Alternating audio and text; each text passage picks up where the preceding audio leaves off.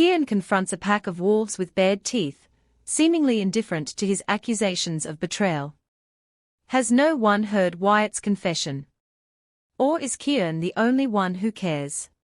Did Wyatt truly betray them, or is there more to the story? Join us to unlock the secret life of a werewolf college student. Unlock the secret life of a werewolf college student. Subscribe now for exclusive insights. Chapter 24. Kieran, a mass of wolves faced me with their teeth bared. I stared back at them dumbfounded. Had none of them heard Wyatt's confession? Was I the only one who cared? He betrayed us. He was working with the underground pack the entire time, and pretended to be one of us. He was a traitor. Wyatt didn't waste a second shifting into his wolf, or jumping out of the way when I lunged. I wanted him. I wanted to sink my teeth into his flesh and show just how much I respected traitors. Kieran, wait. Leland said into my mind. It's not what it seems. You need to hear him out.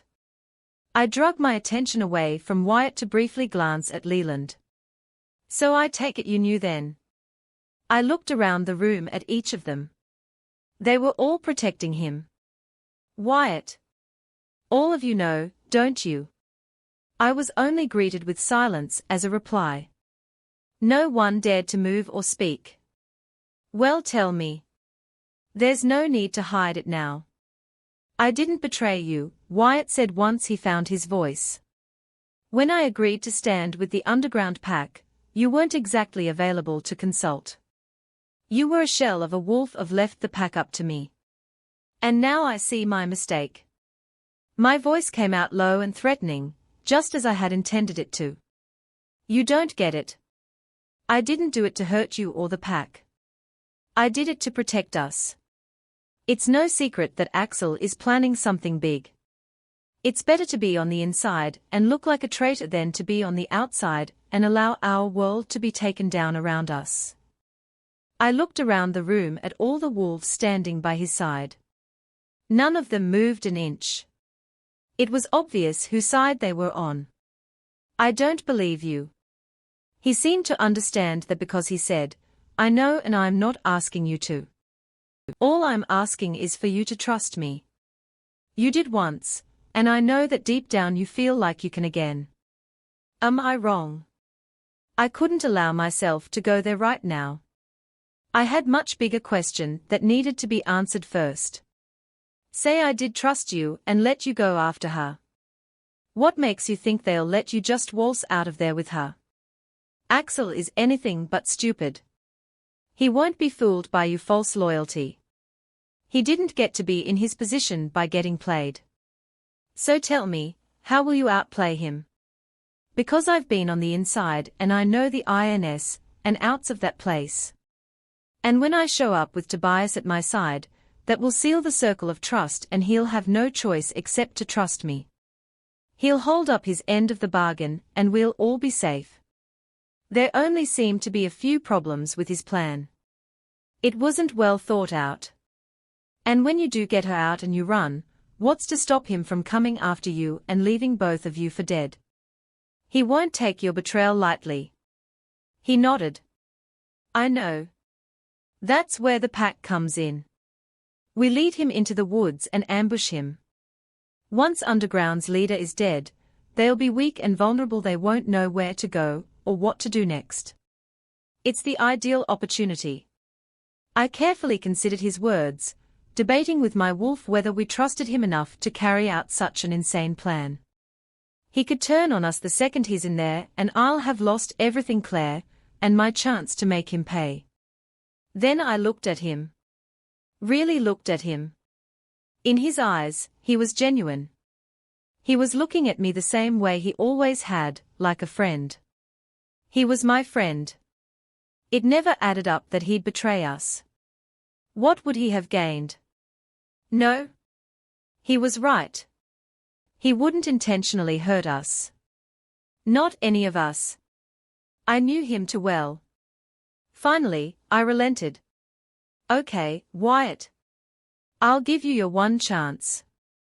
But just know this, if anything happens to her I hunt you down, kill you myself. Keep her safe. He bowed his head to me, allowing me to see the respect he hadn't vanished. He was still the Wyatt I'd always known. My friend. I will, Alpha. I will. Claire. I hummed as we came to a stop just outside the cell building. My heart was still racing from the run and my wolf was howling. A thrill ran through us. It had been so long since we were free, we reveled in it. Again, I threw my head back and howled in delight. The night was always more from a wolf's point of view. It was like looking at the world with so much clarity. Every noise was heightened. Every breath seemed to last forever. And every sight was so crystal clear, it was like looking through a giant magnifying glass. I was exhilarated. I think that has to be some kind of record.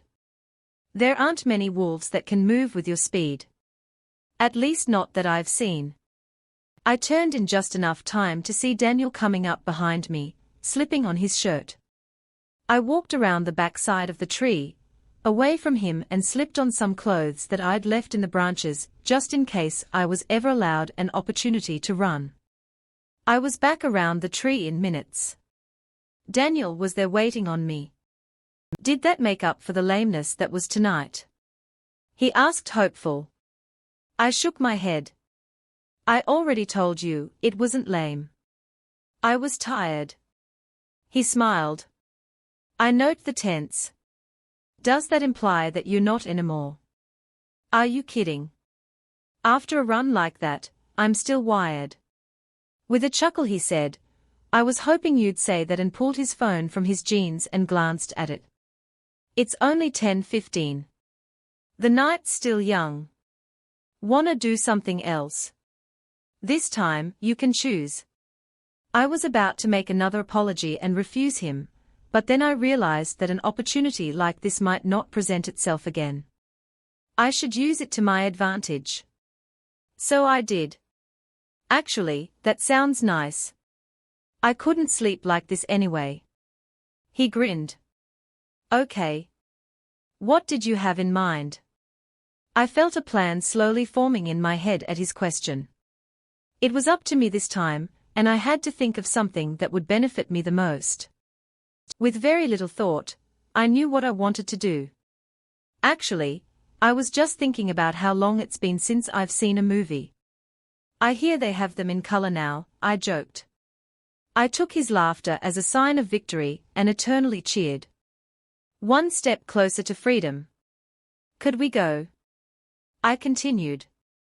That sounds lovely. Celia and I haven't been out since the birth of our last child. Mind if we double? We haven't gotten the chance to get to know our newest guest yet. The hairs on the back of my neck stood up, and I was suddenly very aware of his presence.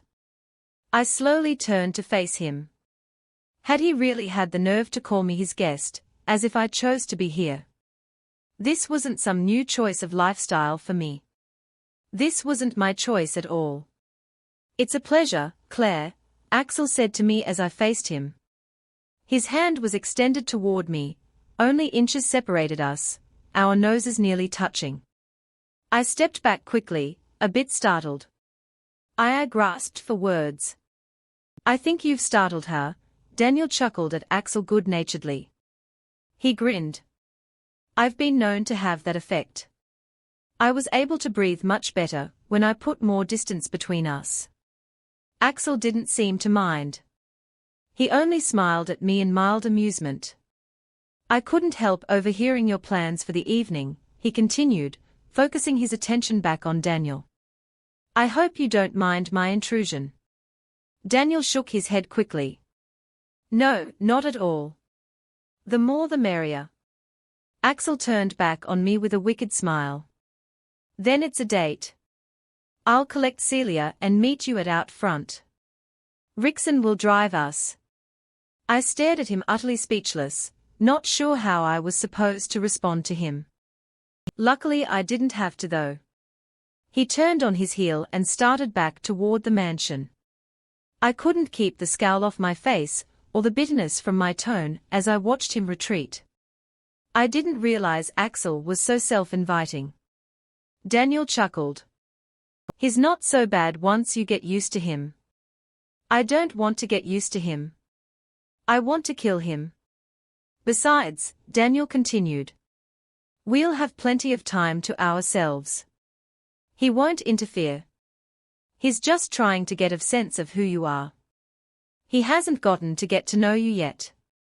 He's been letting me talk to you and convince you of what we are. Monsters.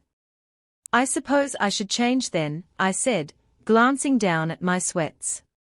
If you wish. Just don't take too long, Axel doesn't like to be kept waiting. I pushed back to anger I had been building up towards Axel and turned away from Daniel. I'll only be a minute, I told him before finding my way toward the cells. I'll see you to your room, he quickly called after me. The ride from the theater was awkward and quiet.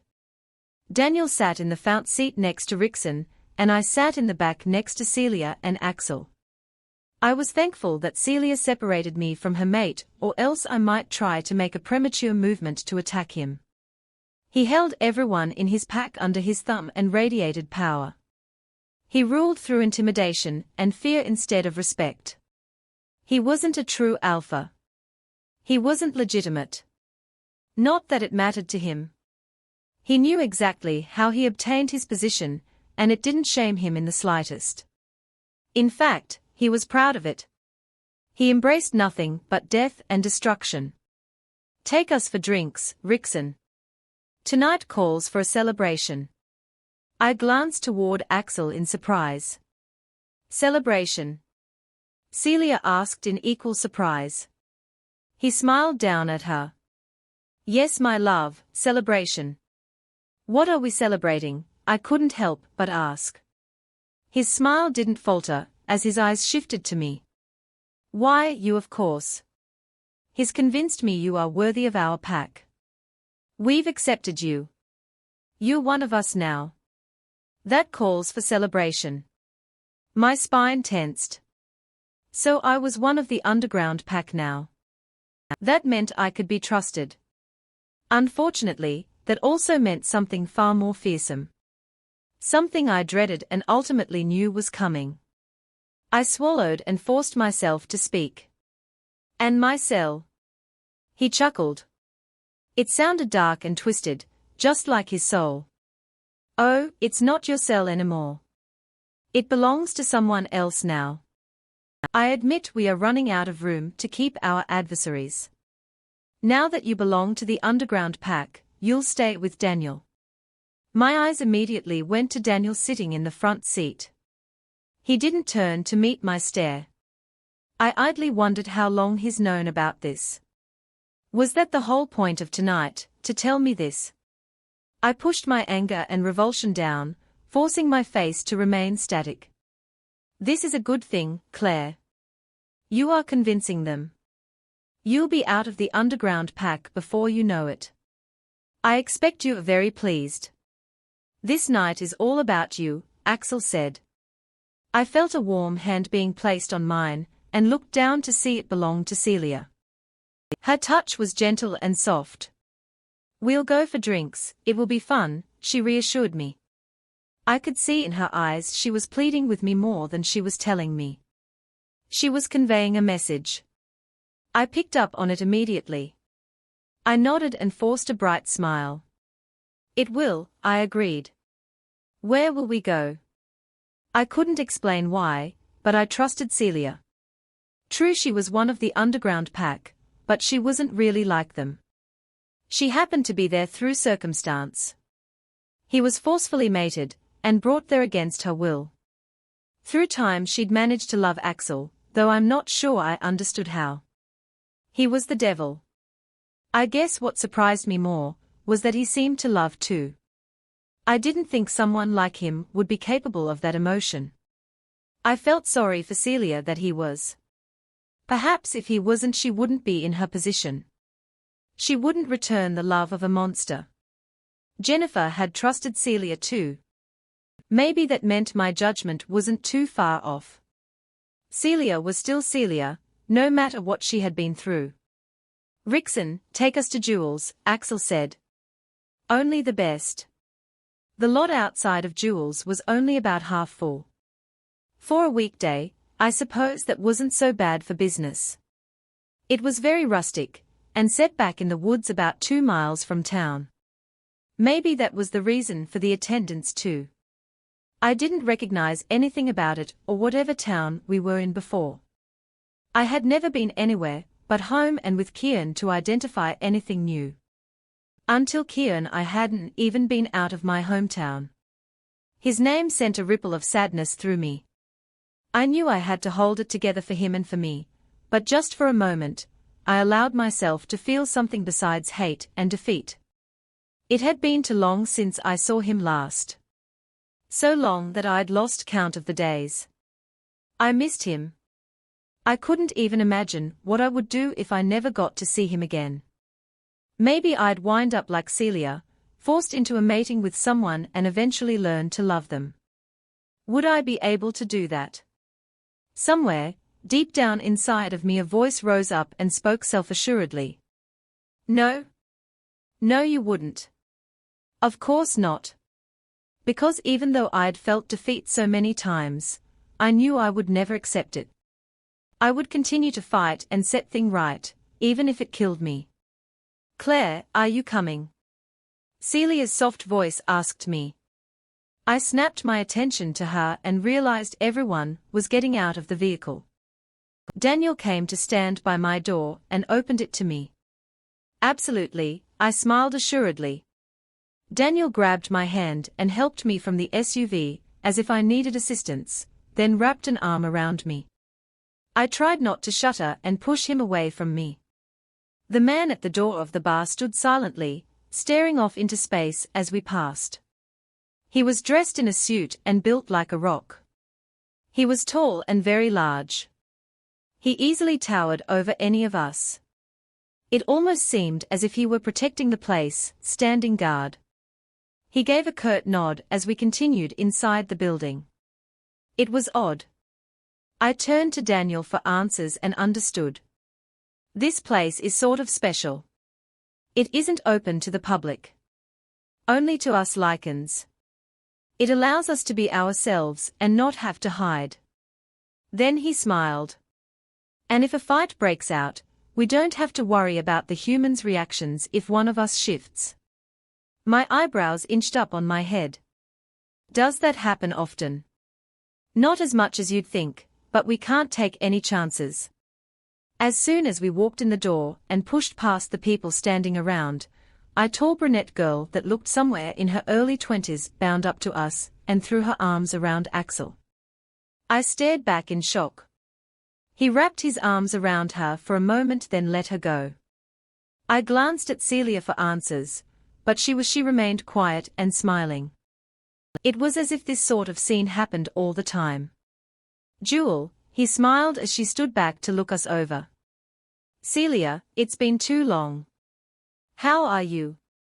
Jewel asked sweetly. "I'm well, and you?" Celia asked her.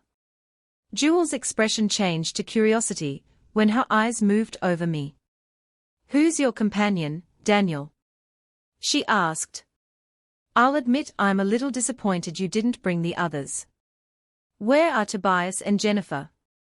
Tobias always knew how to liven a place up. Axel was the one who spoke up. "Tobias is a little occupied at the moment. Though, I expect him back soon." Jewel clapped and cheered. "Good. It's not nearly as entertaining around here without him." I swallowed the lump rising in my throat and felt a little sick with worry. They were talking about him, as if he were never captured by another pack. As if he was away somewhere willingly, and could return whenever he wished. Gone on business or something. But we captured him.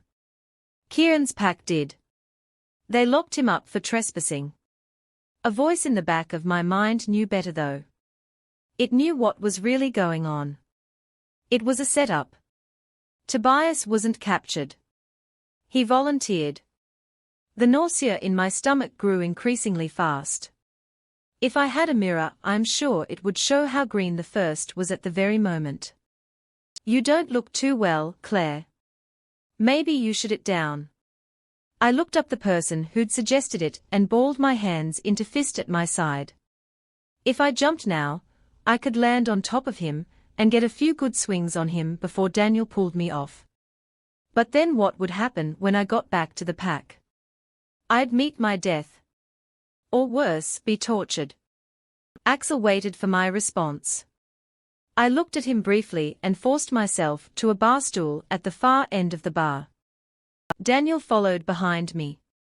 Water, he said to the bartender that quickly produced it. I grabbed it and sipped it slowly, welcoming the cool of the liquid down my throat. Where is Tobias? I managed to finally ask Daniel. I didn't meet his eyes. What? Axel said he was expecting him soon. Where is he now? My voice shook slightly. Daniel shifted his weight and took the seat next to me. I don't know. But he's close. I breathed slowly through my nose. I had to do some deep inner breathing to keep from soaking the bar with my afternoon lunch. It didn't work. I stood up quickly. I have to excuse me. I rushed toward the women's bathroom and threw myself into the first stall I came to. In a matter of seconds I expelled everything that had been in my stomach. After a few dry heaves I settled myself on the tiled floor next to the toilet and caught my breath. Okay, Claire. This isn't as bad as it seems. So the capture was a setup. Think, why? It was clear he came back to retrieve Jennifer, but maybe Jennifer hadn't really escaped. Maybe she was made to think she had, which gave Tobias reason to be on Kieran's territory. The pack wouldn't believe one of the underground pack would be dumb enough to wander onto enemy territory alone. That would look too suspicious. But what is Tobias's reason for being there? What was he retrieving if not only Jennifer? I gulped. I think I already knew the answer. It was for me. He was getting me for Daniela, until I stumbled upon him on my own and he took me first. But one thing still doesn't add up. How could Tobias possibly escape our pack and come back here? He couldn't. Not unless someone helped him. Like someone from inside the pack. Oh no. Another wave of nausea hit me hard. Retched into the toilet again, but nothing came up. There was nothing left inside of me. I breathed heavily again, trying to steady my breathing again, when the bathroom door opened. Claire? A voice asked. Are you okay? It was only Celia. I sent up a silent prayer. I'd half expected Daniel or Axel to come in after me, thinking I'd made an attempt to escape. I'm fine, I told her. Just a little nauseous, I guess. Celia pushed the stall door open and stared at me in horror. I'd not had the time to lock it in my rush to find a toilet, not that it really mattered. There weren't many females in the bar anyway. You look terrible. She bent down next to me and threw an arm over my shoulders. Here, let me help you. We'll go to the sink and get you cleaned up. I let her hoist me to my feet and take me to the sink. I caught a glimpse of myself in the mirror and gasped. I could hardly believe I was looking at myself. To say I looked terrible was understatement. My eyes were heavy with bags under them, and my hair was stuck up in all directions, and somehow I looked about 5 pounds lighter than I did an hour ago. I don't. Celia ran a paper towel under the water and dabbed it on my head. Sure. You all right? You gonna be fine. It's just I began. I heard about Tobias and he can't be free. He can't. If he is, that can only mean one thing, and I don't want to face that right now. She shook her head. I know it must be terrible for you, but you can't let yourself think about it. You're getting yourself too worked up, and you're gonna reveal yourself too early. You can't convince them if you let yourself become worried over this. I stared at her mirror reflection in shock. Why you mean, you know? She nodded. I have a sense about these things. I guess you could say I'm good at guessing human nature. Or werewolf nature, I guess you could say. And you're not going to say anything? Her eye filled with sadness. No. I can understand where you're coming from. If I were in your position, I'd hope someone would pay me the same courtesy. You're here against your will while your mate is still out there somewhere. If my mate, if Logan were still alive, I'd be fighting tooth and nail to get back to him too. My expression quickly mimicked hers and I felt smaller than I ever had. I'd never considered her feeling before. I mean, I knew her circumstance, but it never dawned on me that she might still be missing her mate. She may love Axel, but it was clear where his heart still belonged. Werewolf emotions and matings are a weird thing. I'll never fully understand it. I'm sorry, I told her. I've heard stories about you and what happened, and I just want you to know that I don't judge you for anything. I don't know what I'd have done if I were in your shoes. She tore her eyes away from me and put on a cheerful smile again, as if switching off all the emotion of her loss. She dropped the paper towel back down into the sink and wet it again, before dampening my whole face with it. This should help you feel better. You really shouldn't be so stressed in your condition. You have to find an outlet for your anger before it takes a disastrous turn. I moved back from her and furrowed my brows. I'm sorry, my condition. There's nothing wrong with me. It was all the news of "It's okay, Claire." I know. I shook my head in confusion. Know what? She sighed. About the BA, she quickly cut herself off and really looked at me, then recognition hit her face. Oh, you don't know, do you? I was starting to get annoyed now. Know what? Her eyes fell from my face to my stomach, then back up to me again. You're pregnant. It felt as if the world had shifted under my feet, and I started to fall back. My quick reflexes grabbed for the sink to steady myself. But I'm not, I said. I can't be. I've not been with anyone in. I trailed off to do the math. Almost 3 weeks. Oh? How do you know? I haven't even had any symptoms, I told her. She smiled. Some things I just know. It's female intuition. And I've been pregnant twice. I stared at her. I had a feeling it was something more than that. She had a lot more insight than any she-wolf I've ever met. I didn't want to pry, so I let it go. If she wanted to tell me anything, she would. Now, come on, or they boys are going to come in here after us.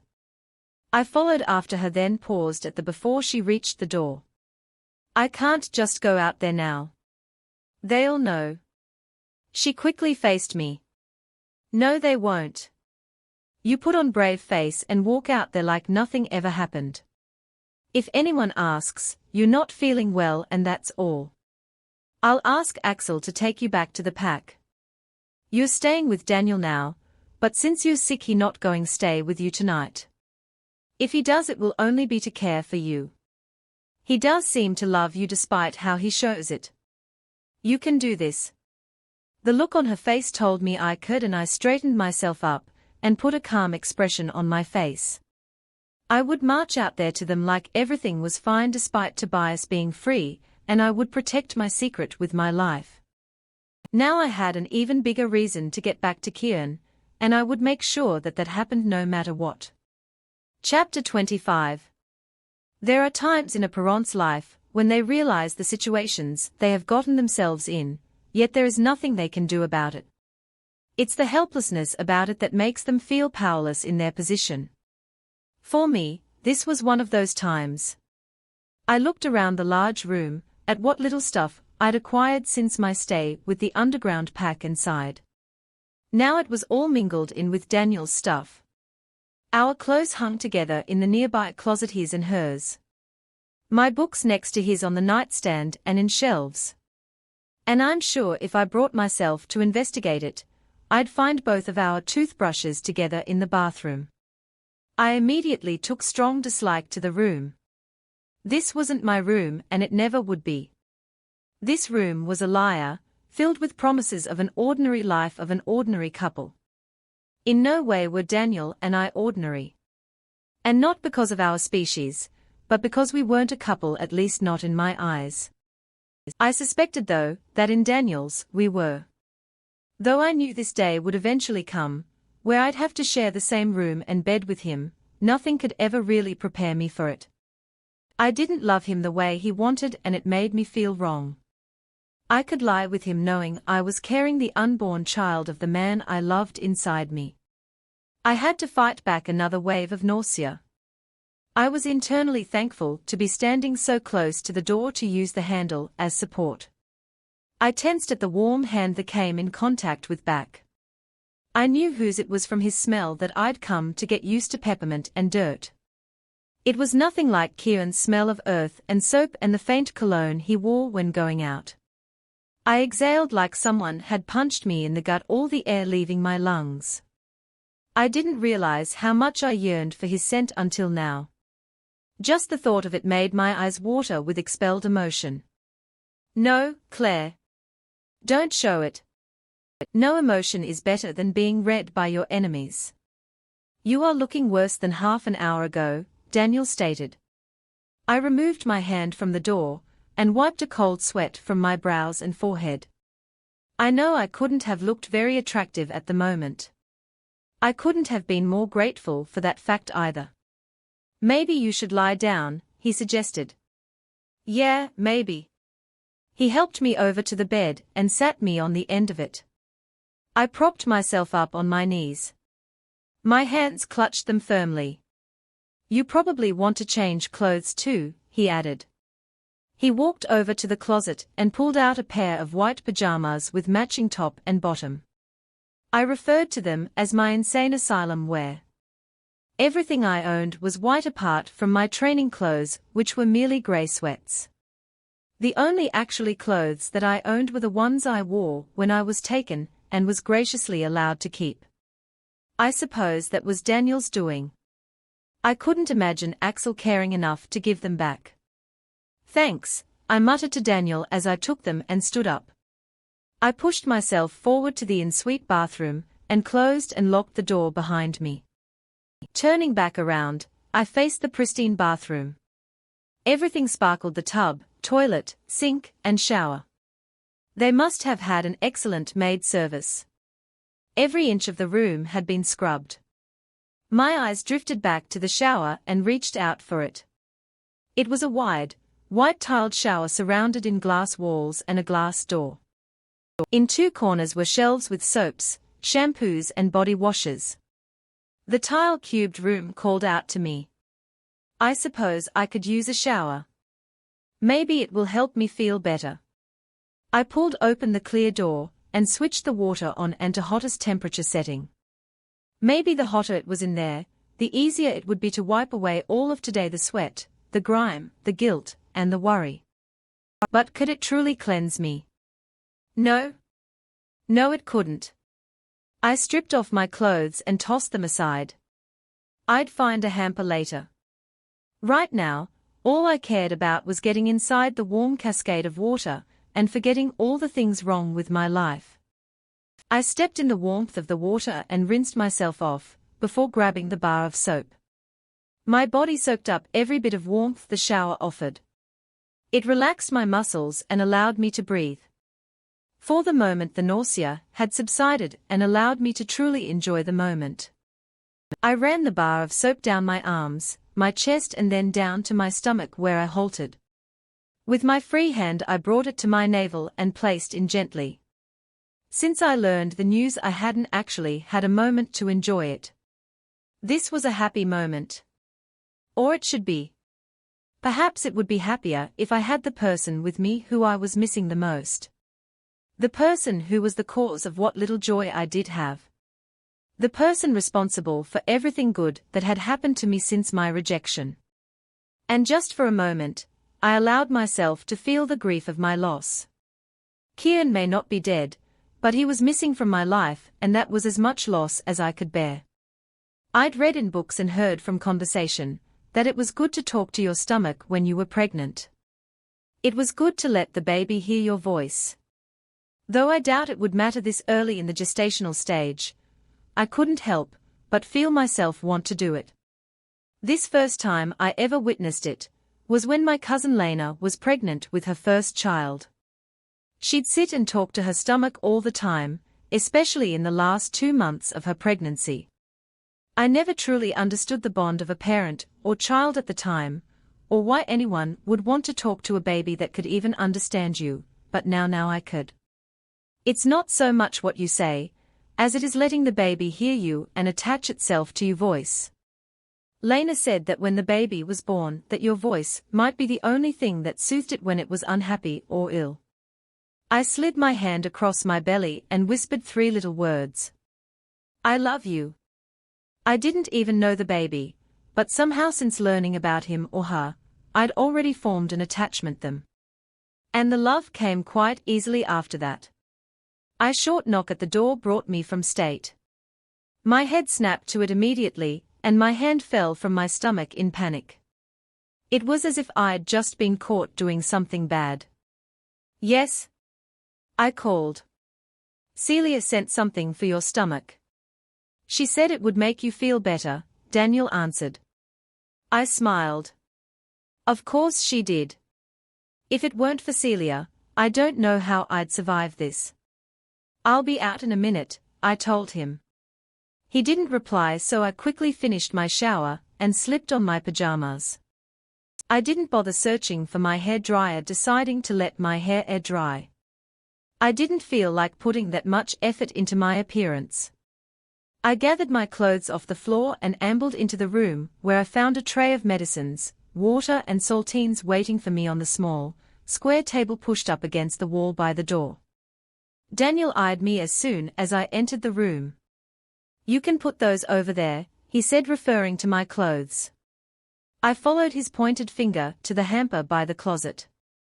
I placed them inside and made my way over to the table that held my remedy.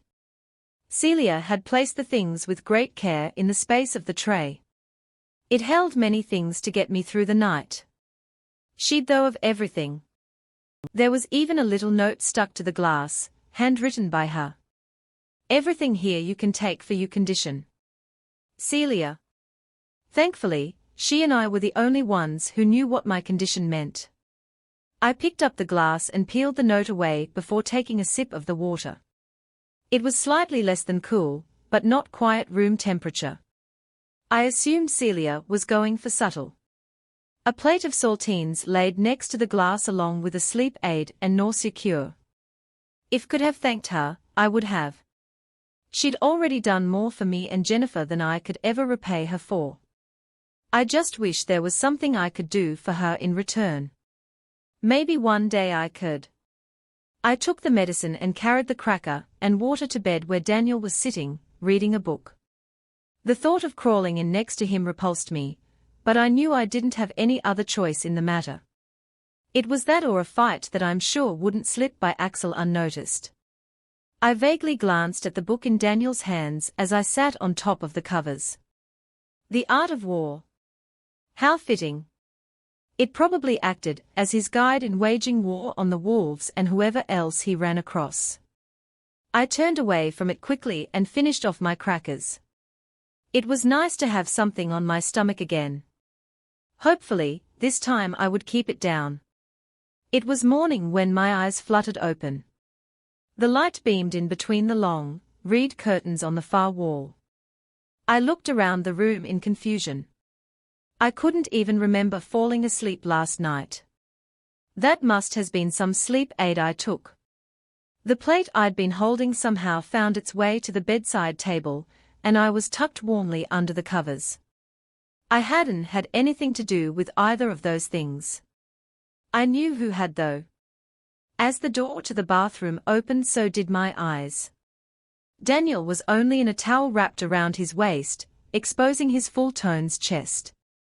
It did nothing for me. He stopped when he caught me pulling myself up into the sitting position. "You're up," he said cheerfully. "Good. I was hoping we could talk before we got our day started. He proceeded into the room and stopped at the closet to retrieve his clothes. About what? Though I was sure I didn't want to know. He seemed more delighted to tell me than he had about anything else. He slipped a shirt on over his head and turned to me with a smile. Our mating. I was nauseous again. I wanted to shake my head and declare it was much too early to have such a weighing conversation, but I doubted it would get me anywhere. He was determined to talk this out. I should have happened last night, but since you weren't feeling well I didn't feel it was the right time. As soon as you're better it should happen, he continued. I had strong feeling I would be sick for a long, long time. Then he will become suspicious. All right, then I'll leave today. I'll do it. I'll have to. Celia helped Jennifer once. Maybe she can help me now that I'm out of the cells. I know the lay of the land and the shift changes of the borders. If only I could get away from Daniel and everyone else for a few minutes I could escape this hell. He sat down on the bed in front of me and cupped my jaw with his hand. He had genuine concern written on his face. You look pale. You need to eat. I need to throw up. Daniel must have seen the look on my face, because he jumped up and moved out of my way. I threw the covers back and rushed to the bathroom and to the toilet.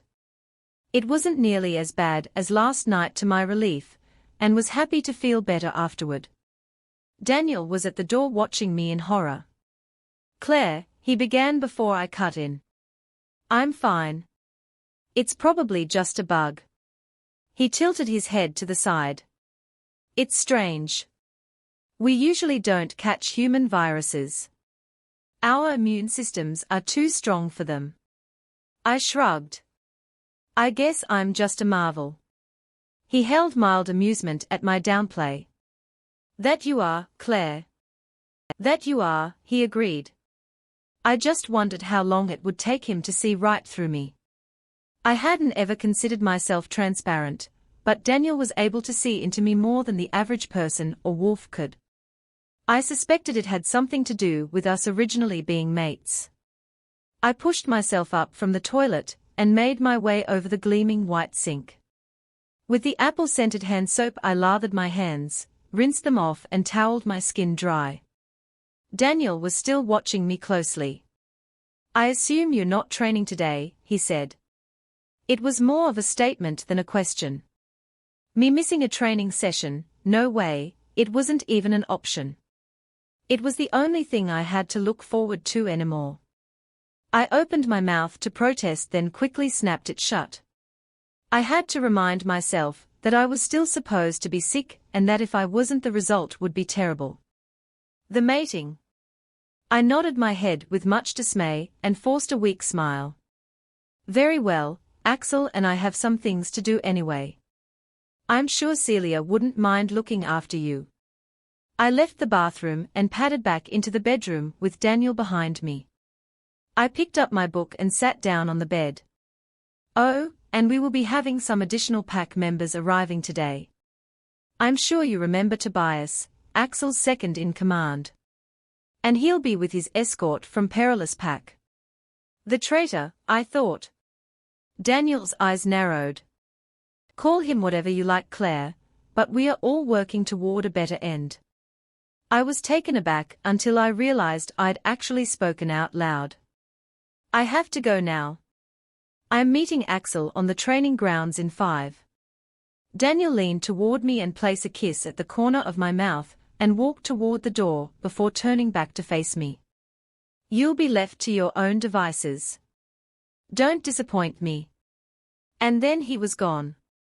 Don't disappoint me. What could I possibly do? It wasn't like I had an escape plan in motion. No, I wasn't quite there yet. First I needed to find Celia. I allowed myself to wander around the house after I was dressed, in search of food. I wasn't supplied with breakfast, so I assumed that meant I was to fend for myself. The kitchen I found pretty easily. I knew it would be on the first floor with the other main rooms. Through the living room, down the hall, and through the massive dining room. It was marvelous. At least Axel had some taste. Or maybe it was Celia who had it. She was the only person who came into sight when I entered the kitchen.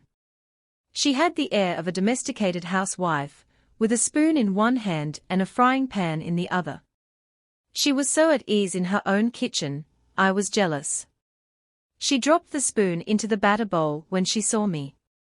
Her face brightened and a smile formed on her lips. "You're up. I was just about to bring you breakfast. It's almost done, just stirring up the last of the batter." I looked to the counter beside the stove and found a plate piled high with pancakes, bacon, sausage, ham and eggs. "That's a lot of protein on one plate," I noted. She laughed. "It's the boys. They insist on a heavy amount of protein in their diets." She picked up the spatula and added 2 more pancakes from the pan to the plate. It was a mountain of food. "It looks great," I praised her. "You're a natural in the kitchen." "It's much more than I can say for myself. It takes some practice." She motioned to the food. "You can set the food on the table, and I'll go get the kids. They're usually famished as soon as they wake." Kids. She must mean hers. She disappeared from the room, and I hesitantly walked behind the counter and picked up the plates of food. They smelled heavenly. Mouth was beginning to water and I growled. In the dining room, the places were already set. All that was missing was the food. I placed it in the middle of the table, and went back for the rest of the dishes. When they were set, I took a seat and waited for Celia to arrive. More than 10 kinds came barreling in the room before her, and all of them took seats around the food. They didn't wait before digging in. Celia took up another seat and started in as well. I took that as my cue to do the same. The food tasted as divinely as it smelled, and apparently the kids thought so too, because none of them spoke a word while they consumed it. The only noise was the clinging of the silverware against the plates. When breakfast was over and everyone cleared out of the room, Celia and I began to clean up. We loaded the dishwasher, as full as we could get it, and sat back on bar stools at the counter to rest.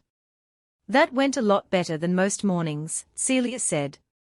"I guess they were too tired to argue over who got the last link of sausage." "Do you take care of them?" I asked her. "All of those kids, I mean." She smiled. "Not all of them. I just feed them and send them on their way." "I see them training from time to time," I said. "Daniel told me they are trained to fight just as much as we are." She nodded her head, sympathy spreading over her features. "Unfortunately, that's true. Axel doesn't exactly see them as children more than he does weapons. They are geared up and ready for war. According to Axel, they are our ultimate weapons. After all, who's going to kill a child?" Her words pulled out some maternal instinct in me, and I quickly covered my stomach with my arms. Nothing of what she told me was a surprise, but now it meant something even more to hear it. What if it were my child out there learning to fight and kill? I do not think I could handle it. "Where are your children?" I asked her. He glanced out the window toward the heavily guarded grounds and sighed. "With the rest of them. Axel woke them early. They are training with the best. He expects more out of them than the other children, therefore they require more hours of training." My chest tightened and I felt pity for those poor children. A father is supposed to be loving and protecting and caring. Axel was none of those things. I know that from my own father. I couldn't imagine having Axel as a dad. My thoughts drifted back to the day I saw them all fighting, the first day Daniel and I trained. It was the first day I'd ever laid my eyes on her. That little girl. The one who wouldn't assimilate. I began to describe her to Celia, who immediately seemed to know who I was talking about. She held great sympathy for the girl. The look in her eyes told me that much. "Emma," she said. 8 years old. Did she ever get? Celia shook her head. No. She hasn't been adopted. She's been moved to a separate home for her lack of cooperation. No one has gotten anywhere with her. She cries for her parents and brother night and day. They were killed in next to the last raid. I remembered how she'd looked the last day that I saw her, and my eyes began to water. I could never understand how it feels to have lost my whole family to a vicious pack, and be truly alone in the world. These people are not her family and they never would be. She's still alive then, I said. She is, Celia said. Axel promised Daniel he'd allow you to adopt her when you were mated. I imagine it won't be long now. I felt my pulse jump and my face heated up. Yeah. I think Daniel expects it. He brought it up this morning. I'm so sorry, Claire. Celia reached for my hand that rested on the counter and grasped it. I wish I could help you. I wish there was something I could do. Something clicked inside my head. But you can, can't you? You helped Jennifer escape here. She told me so. She told all that you did for her. Maybe you can. Sure. She looked around the kitchen in horror, then lowered her voice to less than a whisper. I can't. Her look was one of true regret as she spoke. I wish I could. I really do. But once I helped Jennifer escape, everything changed. Axel increased the security detail. I no longer have access to the places I used to. Only Axel and his men can get through those gates. This sparked a new question. Does he know then? Does he know you helped her? I kept my voice as low as possible. No. And we shouldn't be talking about this here. It's not safe. Her voice was gentle, but firm. I gave a reluctant nod, tried not to get too discouraged. So this was a minor setback. That didn't mean it was impossible to escape, just a little more complicated. The kids are out of the house and I have nothing else to do today except look after you. How about a visit to the garden? She offered. It always relaxes me and gives me time to think. Plus, we can talk there.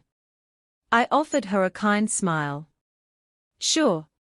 The garden sounds perfect. It was as beautiful as Celia described it to be. It was overgrown with wild flowers and honeysuckles and goldenrods. It all grew naturally and carelessly together, which made it much more visually appealing.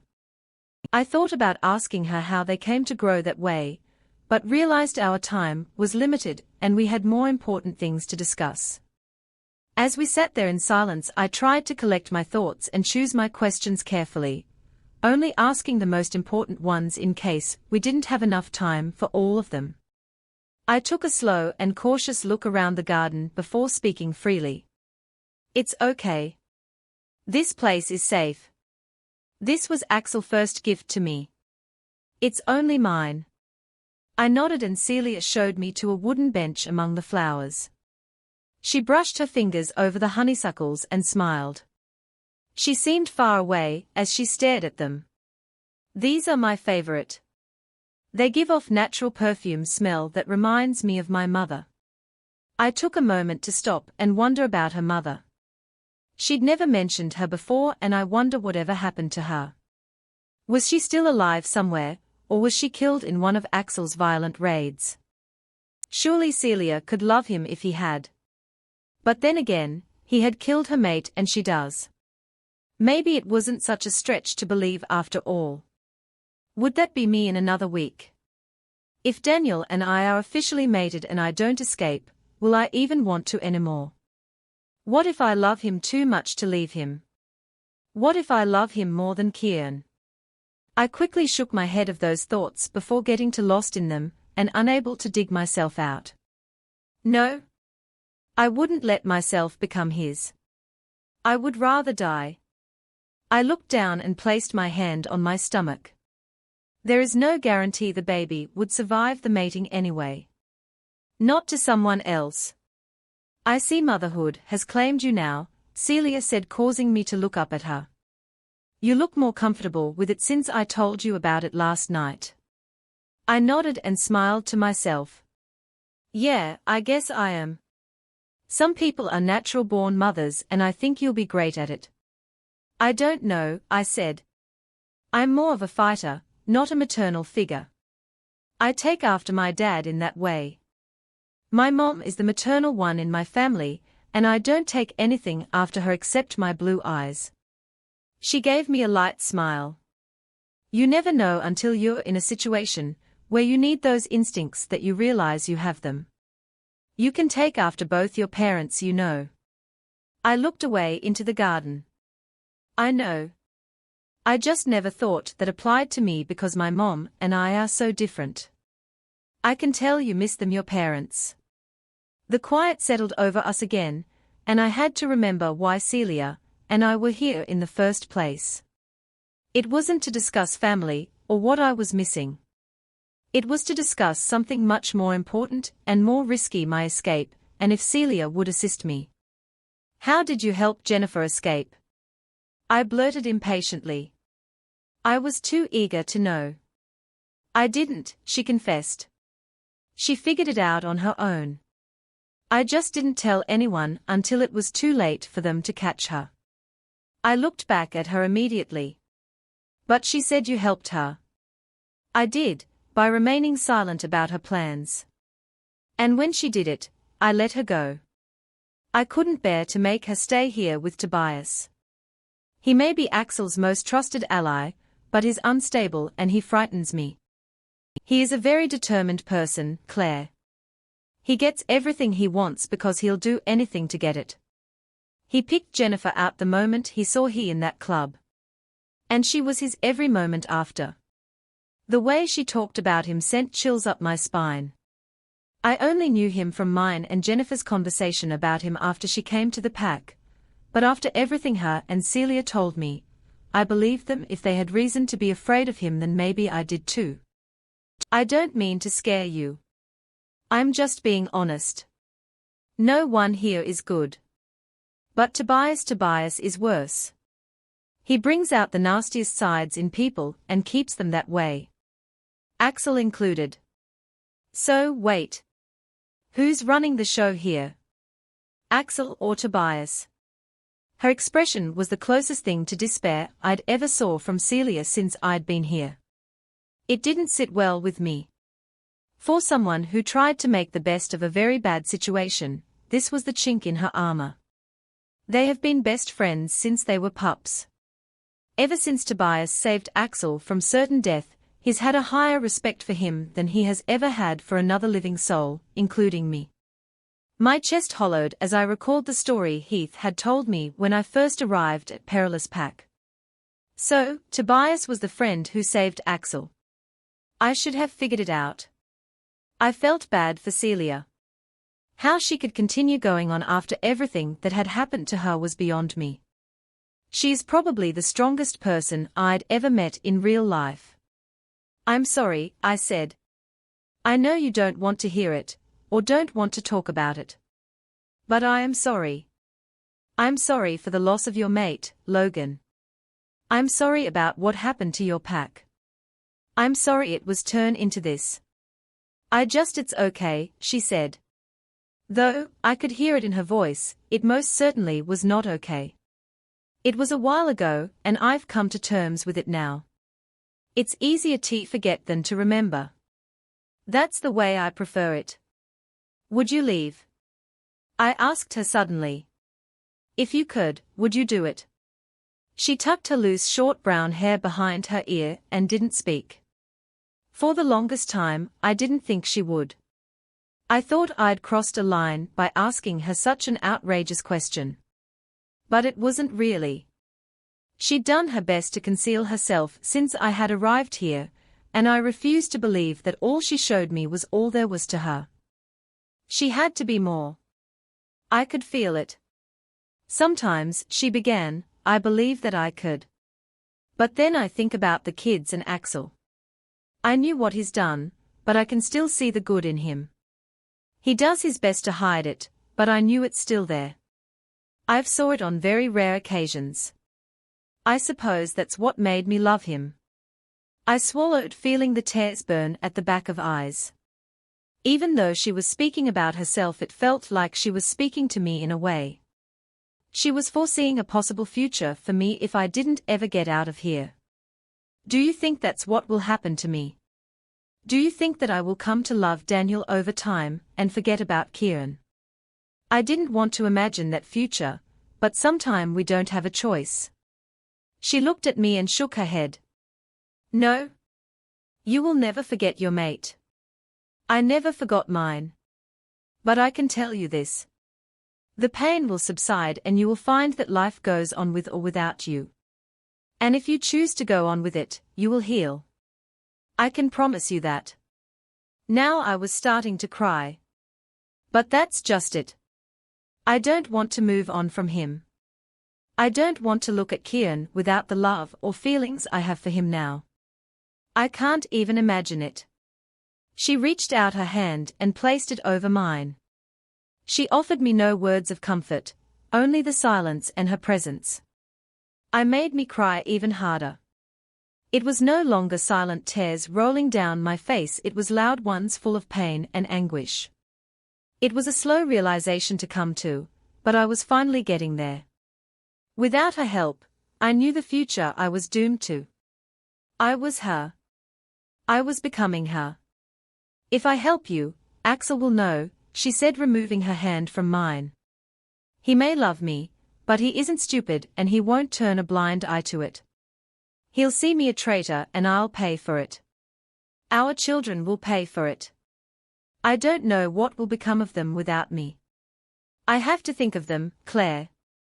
You of all people should understand that. You're a mother now. What would you do? I cried because I already knew the answer to her question. If it were between my child and Celia, I would always choose my child every single time. Celia sat with me until I exhausted all of my energy on self-grieving. She didn't speak, only comforted. I hated myself for it. I hated what this place had done to me. I hated to admit defeated. But my last lifeline had fallen through and now defeated was my only other choice. It felt like we'd been in the garden for hours when Celia finally stood up and pulled me with her. Come on. We have to go. They'll start looking for us soon. I couldn't speak. I didn't want to speak. So I nodded and let her walk me back to the house. It was quiet when made it inside. No one was there except us. From the look on Celia's face, I could see that wasn't normal occurrence. Wait here. I'll see what's going on, she said. Again, I nodded and waited in the kitchen for her to return. She was gone for only a few minutes, and when she came back I was at the sink cleaning up my face. Best to look presentable before Daniel saw me, and knew something was wrong. You look better, she noted.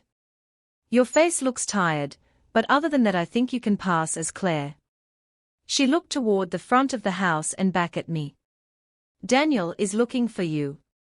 I told him I'd bring you out. Is everything okay? I found myself asking. My voice was hoarse and weak. The pack is meeting now. You'll see why soon, she said. She didn't say it with a lot of emotion. She seemed detached and distant now. What had she discovered out there that changed her? Come on. I followed her through the house. We didn't speak until we were outside with the rest of the pack.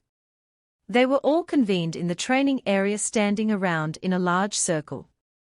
Someone was at its center that held everyone's attention. There were slight murmurs among the crowd, but as I strained to hear them I was caught by the arm giving me a start. I followed the hand on me up to the person holding me. It was Daniel. I've been looking everywhere for you. Sorry, I said. I wasn't sorry. I was with Celia. Tobias is back. I thought you'd want to see who brought him back to us, he smiled. I looked to Celia to confirm what Daniel said was true, but she was already gone and I couldn't see her anymore. I glanced back at Daniel when took my hand and pulled me along toward the crowd with him. We pushed past members of the pack and they parted with a word to either of us. I noted that I didn't know many of them, and they didn't know me either other than Daniel's mate. I wondered if he had immediate plans to introduce me to them after we were mated or if I'd have to get to know them entirely on my own. I guess I should take some interest in a pack I was forced to be a part of for the rest of my life. When we're nearly to the middle of the circle when I heard Axel making a speech about honor and loyalty. He went on until we cleared the rest of the people, and were standing a few yards in front of him. He stopped when he saw us and looked down at Daniel and me and smiled. "Claire, I'm so glad you could join us. Won't you please come up and meet someone?" He looked beside him at the person standing with his eyes already on mine and I knew without a doubt who the person was. Tobias. His stare felt like knives cutting me slowly, one by one, all over my body. His eyes were pools of endless black, making me feel like I was staring to a dark abyss. He appeared to be in the same clothes he'd been in the last day I saw him, as if time hadn't even touched him. The only noted difference was the mostly healed wounds that marked his skin. There was a long cut down the right side of his face that disappeared under his black tank top. Several bruises marred his body, with yellow and purple circles mixed in the more cuts on him. They would have looked much worse on the day he had gotten them. Now there were just faint marks. He grinned at me, showing me all his teeth. It was a smile of menace and peril. There was nothing friendly or kind about him at all. Daniel felt me tense and stiffen next to him and looked down at me. I could bring my eyes away from him though. It would feel like another defeat if I did. "Nice to see you again, Claire. It's been too long. We'll have to catch up." My hand tightened on Daniel's and I sucked in a sharp breath. Right now, Daniel was all I had. He was my only lifeline and protection from Tobias. He was still angry at Jennifer for leaving, and there was no doubt in my mind that he would hesitate for a minute, taking his anger for her out on me. "But first," he continued, "maybe you'd like to see someone from your old pack. Wouldn't you like to know just how far we can reach here?" He finally looked away from me, freeing me for only a second, and stared into the crowd. "Why don't you come out, Wyatt, and say hello?" My breath hitched as I followed Tobias's gaze through the people. "Wyatt. Wyatt. No. Please no." At first, no one moved. Everyone was utterly still and mute as they waited for something to happen. After a few more seconds, someone started to make their way through the sea of people, their head moving slightly above everyone else's. Whoever he was tall. Just like Wyatt. But I couldn't believe it was really him until I saw him for myself. As he neared Tobias, my unease grew considerably. And then when there were no more people separating us, there he was. It was truly him, standing there in all his confidence, like he had the first time I'd ever met him. Nothing about him had changed. He was still very much Wyatt. Dark brown hair, tall posture, beautiful features that stood out, and his famous crooked smile at one time I'd liked. Now it just looked like mockery. When he met my eyes, it began to feel like my world was spinning out of control. The ground was unstable and rock at my feet, and everything was spinning. Not literally, of course, metaphorically. Everything I thought I knew wasn't at all what I thought. I was betrayed. Kieran was betrayed. Our pack was betrayed.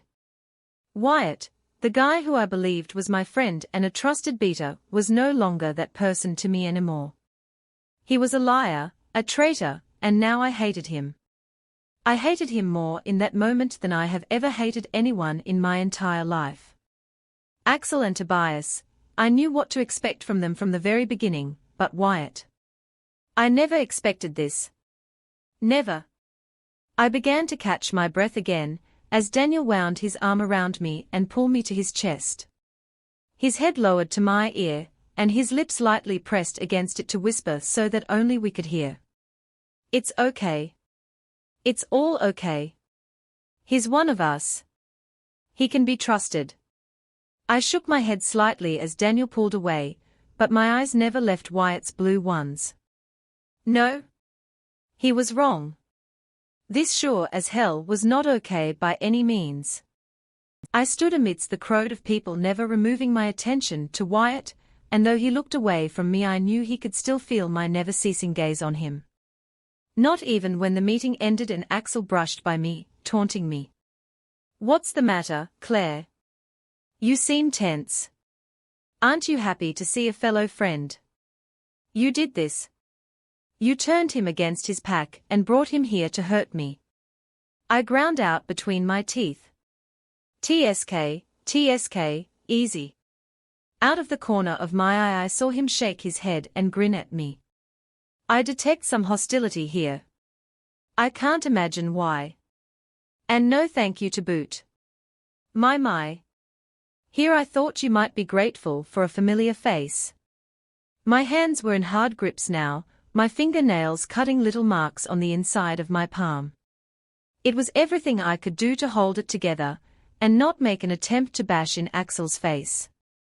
He reached out and placed a hand on Daniel's shoulder. "Come on. Let's give them some time alone. I'm sure they have a lot to say to each other and Tobias is waiting for us. We have a lot to arrange before tomorrow." Daniel looked reluctantly between Wyatt and me and then back at Axel. After a long, dragged-out moment he finally dropped his arm and let go of me. He turned to his friend. "All right," he said. "Let's go." He began to walk away from me, then stopped short and leaned toward me, placing a kiss to my left temple. "I love you. I'll be back for you soon." And then he was gone. Don't get left behind in the chase for independence. Hit subscribe and ring the bell for alerts on the next adventure.